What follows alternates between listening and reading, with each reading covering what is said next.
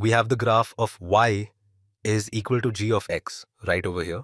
And what I want to do is I want to check which of these statements are actually true and then check them off. And like always, I encourage you to pause the video and see if you can work through this on your own. So let's look at this first statement. So this first statement says both the limit of g of x as x approaches 6 from the right hand side and the limit as x approaches 6 from the left hand side of g of x exist. Alright, so let's first think about the limit of g of x as x approaches 6 from the right hand side, as we approach 6 from values greater than 6. So if we look over here, we could say, okay, when x is equal to 9 and g of 9 is right over there, g of 8 is right over here, g of 7 is right over here, looks like it's between -3 and -4. G of 6.5 looks like it's still between -3 and -4, but it's closer to -3. G of 6.1 is even closer to -3. G of 6.01 is even closer to -3. So it looks like the limit from the right hand side does exist. So it looks like this one exists. Now let's see, and I'm just looking at it graphically. That's all they can expect you to do in an exercise like this. Now let's think about the limit as x approaches 6 from the left hand side. So I could start anywhere, but let's say when x is equal to 3, g of 3 is a little more than 1. G of 4 looks like there's a little bit less than 2. G of 5 looks like it's close to 3. G of 5.5 looks like it's between 5 and 6. G of 5.75 looks like it's approaching 9. And as we get closer and closer, as x gets closer and closer to 6, from below, from values to the left of 6, it looks like we're unbounded. We're approaching infinity. And so technically we would say this limit does not exist. So this one does not exist. So I won't check this one off. Some people say the limit is approaching infinity, but that technically is, infinity is not a value that you can say it is approaching in the classical formal definition of a limit. So for these purposes, we would just say this does not exist. Now, let's see. They say the limit as x approaches 6 of g of x exists. Well, the only way that the limit exists is if both the left and the right limits exist and they approach the same thing. Well, our limit as x approaches 6 from the negative side or from the left hand side, I guess I could say, does not even exist. So this cannot be true. So that's not going to be true. The first one's not going to be true. G is defined as x equals 6. So at x equals 6, it doesn't look like G is defined. Looking at this graph, I can't tell you what G of 6 should be. We have an open circle over here, so G of 6 does not equal to -3, and this goes up to infinity, and we have a vertical asymptote actually drawn right over here at x equals 6.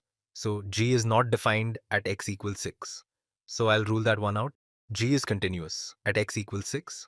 Well, you can see that it goes up to infinity, then it jumps down, back down here, then it continues. So when you just think about it in common sense language, it looks very discontinuous. And if you want to think about it more formally, in order for something to be continuous, the limit needs to exist at that value. The function needs to be defined at that value, and the value of the function needs to be equal to the value of the limit. And neither of these, the first two conditions, are true. And so these can't even equal each other because neither of these exist. So this is not continuous at x equals 6. And so the only thing I can check here is none of the above. Let's do another one of these. So the first statement, both the right hand and the left hand limit exists as x approaches 3. So let's think about it. So x equals 3 is where we have this little discontinuity here, this jump discontinuity. So let's go from the positive, from values larger than 3. So when x is equal to 5, G of 5 is a little bit more negative than -3. G of 4 is between -2 and -3. G of 3.5 is getting a bit closer to -2. G of 3.1 is getting even closer to -2. G of 3.01 is even closer to -2. So it looks like this limit right over here, well, I'm circling the wrong one. It looks like this limit exists. In fact, it looks like it is approaching -2. So this right over here is equal to -2. The limit of g of x as x approaches 3 from the right hand side. And I'll just think about it from the left hand side. So I can start here. G of 1 looks like it's a little bit greater than -1. G of 2, it's less than 1. G of 2.5 is between 1 and 2. G of 2.9 looks like it's a little bit less than 2. G of 2.99 is getting even closer to 2. G of 2.99999 would be even closer to 2. So it looks like this thing right over here is approaching 2. So both of these limits, the limit from the right and the limit from the left, exist. The limit of g of x as x approaches 3 exists. So these are the one-sided limit. This is the actual limit. Now, in order for this to exist, both the right and left-handed limits need to exist, and they need to approach the same value.